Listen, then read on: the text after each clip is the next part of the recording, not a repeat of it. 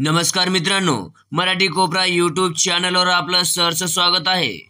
महत्त्वाची बातमी, विशेष सहाय्य योजनेतील सर्व लाभार्थ्यांसाठी मोठा अपडेट आहे। आता अर्थसहाय्य भेट तुमच्या बँक खात्यात देखील जमा होणार आहे। बघूया संपूर्ण माहिती।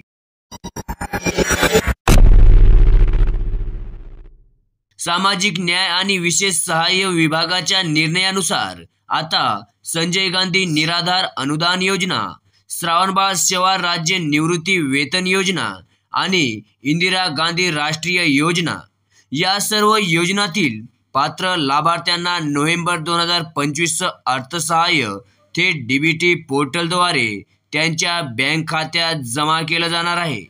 मित्रांनो, ही योजना डिसेंबर 2024 पासून सुरू देखील झाली असून ऑक्टोबर 2025 पर्यंत सर्व लाभार्थ्यांना पैसे जमा देखील झाले आहेत।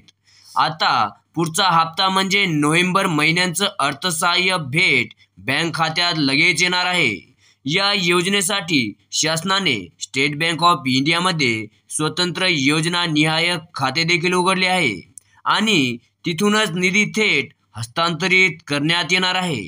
या निर्णयाअंतर्गत एकूण 61 कोटी 20 लाख रुपयांहून निधी देखील मंजूर झाला आहे, ज्यापैकी जवळपास 39 कोटी 62 लाख रुपये इतके आधीच वितरित करण्यात आले आहेत।